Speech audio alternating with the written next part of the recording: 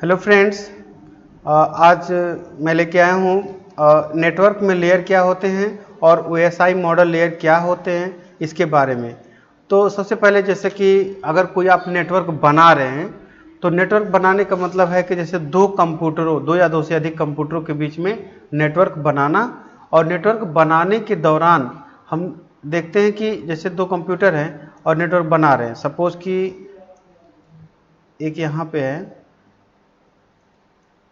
एक नेटवर्क यहाँ से और एक नेटवर्क यहाँ को जोड़ रहे हैं, राइट। तो अगर इसको जोड़ने में तो यहाँ पे एक चीज़ देख रहे हैं कि 7 लेयर होते हैं। 7 लेयर यहाँ पे लिखे भी हैं, लेयर 1 2 3 4 5 6 7। लेकिन एक सातों में सबसे पहला जो लिखा हुआ है फिजिकल लेयर।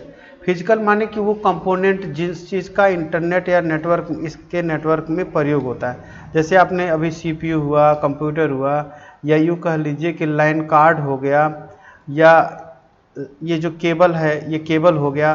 तो ये सारी चीज़ें किस में आ जाती हैं? फिजिकल चीज़ों में।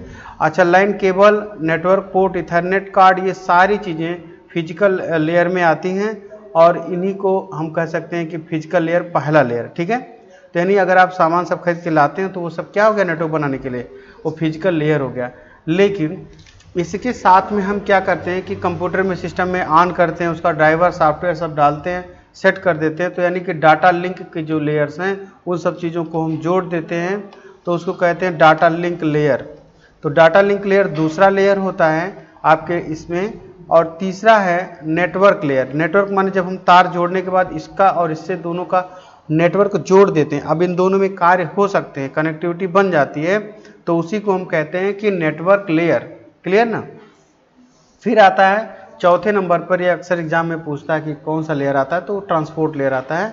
तो चौथा लेयर आपका ट्रांसपोर्ट लेयर है, जो सूचना को यहाँ से और यहाँ तक पहुँचाने का कार्य करती है, तो ट्रांसपोर्ट लेयर कहलाता है। यहाँ से सूचना जब यहाँ तक जाती है तो ट्रांसपोर्ट लेयर होता है।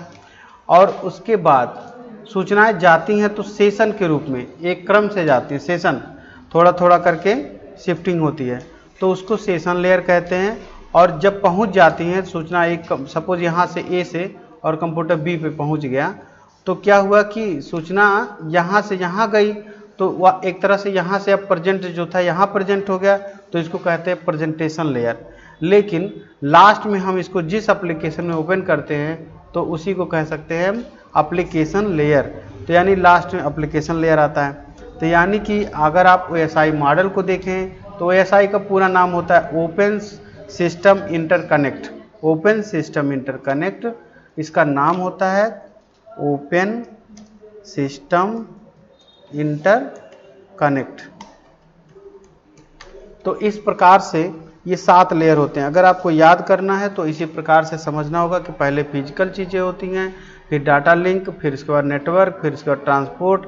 अच्छा, जब ट्रांसपोर्टेशन होता है डाटा का, सपोज हम आपको एक फ़ोटो भेज रहे हैं, तो फोटो को क्या करता है, अगर 10 MB का 1 MB या 2 MB फोटो है तो उसको वह कई भागों में तोड़ लेता है। तो तोड़ने की प्रोसेस विधि को हम पैकेट स्विचिंग कहते हैं। तो यानी एक एक पैकेट बनाता है कि 10-10 सपोज 20-20 kbps का बनाया, तो 20 किलोबाइट का एक एक पैकेट बना। और वो जब IP लेके जाता है इसमें TCP IP, तो 20 किलोबाइट पर सेकंड उसकी ट्रांसफ़र रेट है, तो उतना सेकंड हर 20 KB को 1 सेकंड में भेजता रहेगा सूचना को, तो पैकेट के रूप में भेजता है।